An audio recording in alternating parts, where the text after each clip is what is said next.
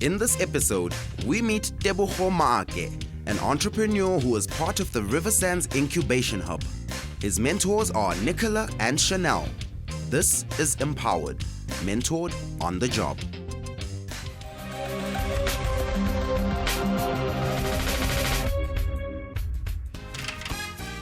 Hi, welcome to Maake Media. I'm Tebogo Maake, the owner of Maake Media. We do embroidery, we do graphic design, signage, screen printing, and litho digital as well. We are a one-stop shop. I've got a great team here. I've got Tumelo. She's my receptionist. She's very good. She does a good job for me. Welcome in. Let me show you. Okay, this is our workspace.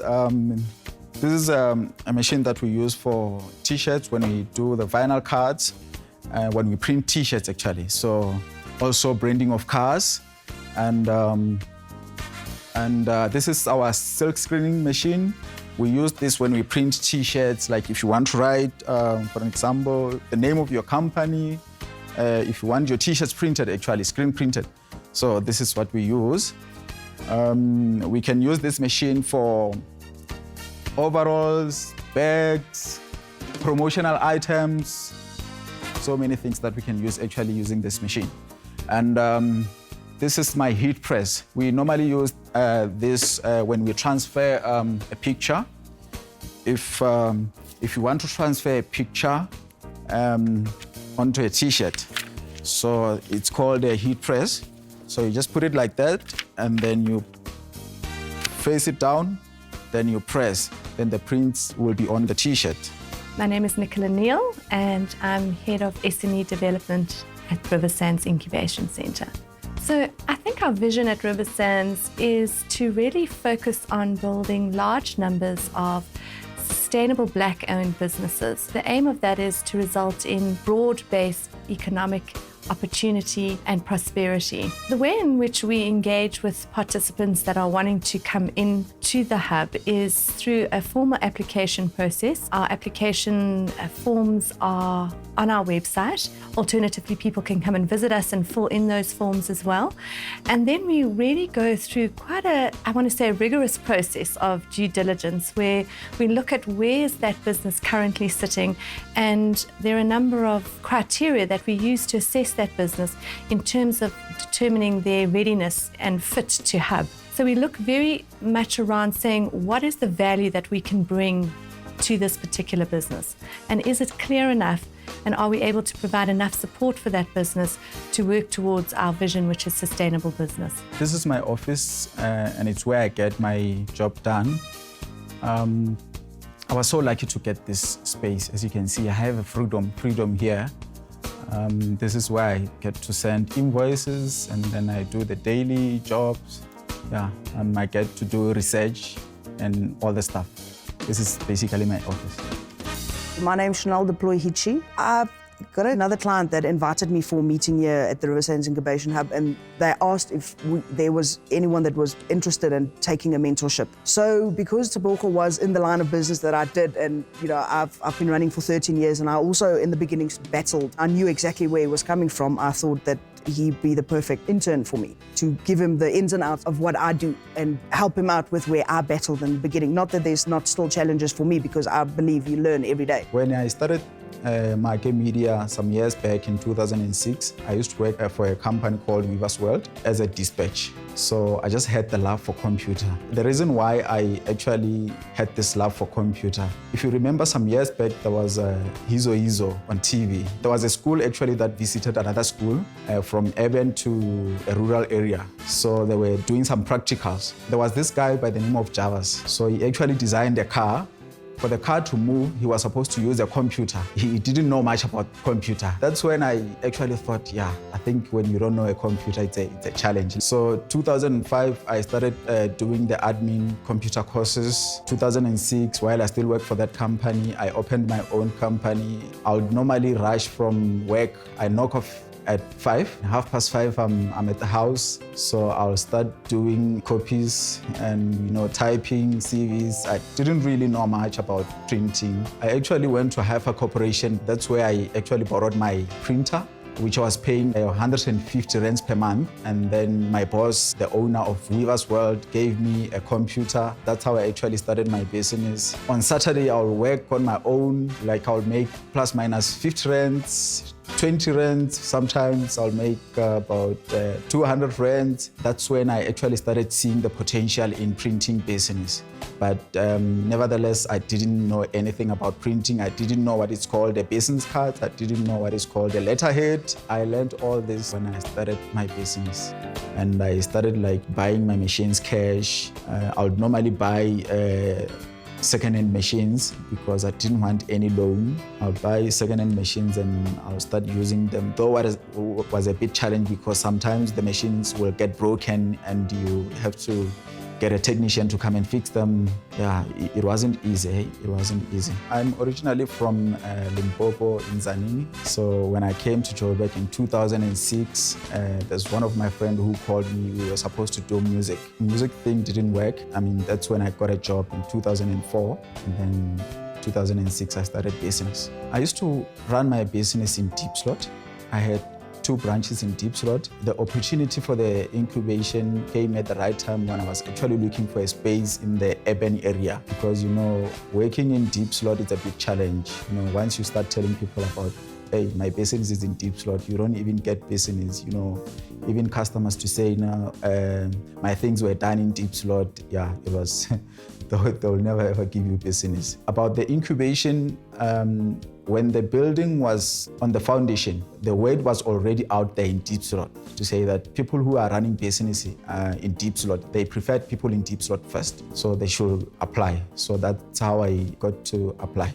And then fortunately, I was approved. We were actually the first 5 to move in the hub. Nicola and Chanel have been helping me with a coaching session. Chanel helped me with, because she's been in the printing industry. So she helped me with quotations, how to do the quotations, and also how to charge. So when I met Chanel, she also showed me the right material I have to use, and also to charge the price low. Like when I used to be in Deep Slot, I would charge low prices. As I moved into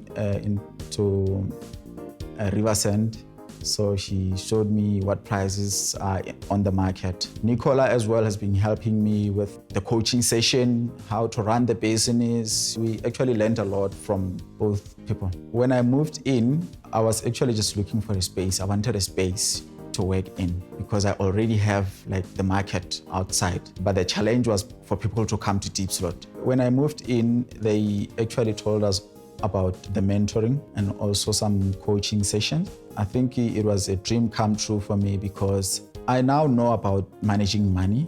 Like I give myself a salary, I know how to manage cash flow. We have 6 criteria which we evaluate against. So the first one is the business majority Black owned? Then we look at the potential for viability and growth. Again, it's very much a generic process, but we apply it to the individual entrepreneur.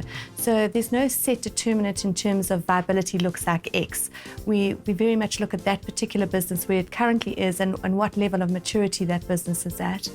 We also look at what is the economic opportunity that can be created for the surrounding area. So, for example, if this business were to grow, if we were able to support this business towards sustainability, what is the employment opportunities that would open up to the surrounding community? We also look at entrepreneurial characteristics and capacity to execute, and we just believe that that is such a critical component in terms of business success. And again, it's such a difficult one to give exact criteria, but we really do believe that track record is one of the biggest determinants around successful entrepreneurship. We also look at what is the fit to hub in terms of the program that we offer and what the business needs. And then the last one we look at is what is the cost risk benefit to the hub and to the business as well. Hey guys, this is our reception. This is where our mentors' offices are.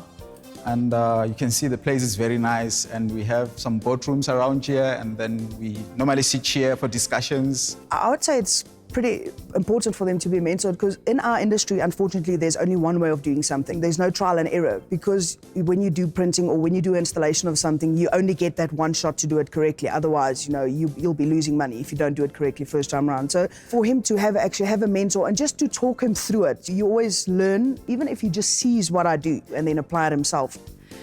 The role of a business coach and mentor we see as critical at Riversands. We believe that it is really through exposure to experiences that industry mentors have had that somebody is able to learn through that process. And so we see it as critical to business competence development.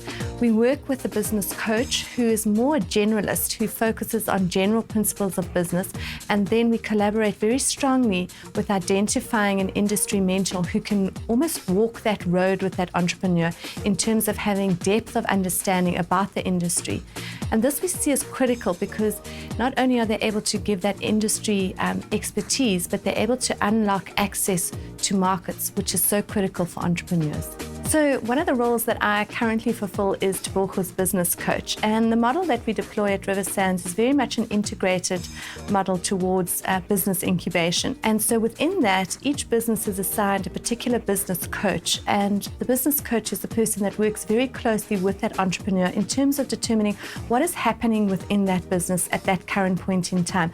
So we use what we call a just-in-time approach, which really looks at what is the current business need right now and what are the unlockers that we need to assist or support Tebogo in unlocking so that that growth is able to be actualized or realized. So we meet weekly, sometimes more than that, depending on what is currently going on in his business.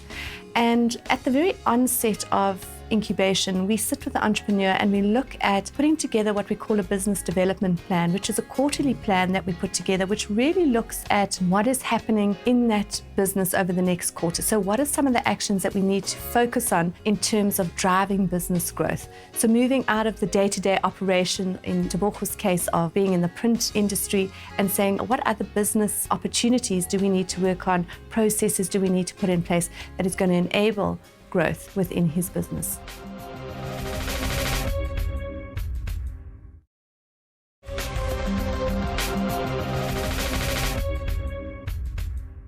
When I started business, I didn't do any research. It was just the love for computer. I didn't know anything about printing. I didn't know whether there's a thing called a business card or a letterhead. When I started business, I was just doing your life, or like your business cards, your letterheads only. Those are the things that I was doing. And I also saw a potential in signage and t-shirt printing. So it was just a love for computer. It is very good to have a mentor. When I started my business, I didn't have a mentor. Since I had a mentor, my business is actually doing well. We are at the incubation and we will be here for 3 years because the main aim here was that they'll help us with the sessions, like with the mentoring. And after 3 years, we'll be, because they are still building around this place, they'll be building commercial park. So the main aim is for us to move into commercial park. Yeah, they are already helping us getting business around here. I was so privileged to be one of the first businesses that moved in the hub. As you can see, the spaces are still empty, and more people are sure they are coming in to fill up the spaces. It will be easier for me to network with people, getting to know people. And you know, for me, marketing will be very easy because I just have to knock door by door, ask for business. In terms of entrepreneurial characteristics, I think there's much debate that happens out there in terms of saying, what is the formula that equals successful entrepreneur? Having said that though, I think there are some very key characteristics that do stand out. So one is definitely around that innate passion and drive and almost what we want to call resilience in terms of overcoming obstacles and challenges, because we know that the entrepreneurial journey is tough and it is very much about that ability to be change ready, change fit, resilient, and have that innate drive to want to succeed. I'd say the best characteristics to have for an intern or someone a young person entering the business market is to have the correct attitude. I'd always say I'd rather work with someone that's got a good attitude than someone that knows the market and that they don't have the correct attitude. Besides having a good attitude, you have to be willing to do the job. There's a lot of people that isn't willing to start at the bottom, but Tebogo, my mentee, is one of the guys that actually wants to start at the bottom, and he's willing to work his way up from being at the very bottom to making a success of his life. Before I started working for myself, I always thought, I knew signage and I had the necessary skills for signage, but it never occurred to me that there was other skills that you needed, like accounting or invoices or doing the books. People generally don't think about that. They think about I've got the skill for what I want to do, but they don't think of the rest of them that you need, the everyday, actually Excel spreadsheet skills or doing all of that. And I think that is why it is important for a mentee to have a mentor to provide those skills or just to help out with those skills and actually tell them what it is what else they need. I'll encourage them to join. Their business will grow as mine has grown. Yes, because you get to meet new people and also get to networking with people. Knowing people is very important in business. So that's part of marketing as well. We always say that there's no business without marketing. Marketing is very, very important in business.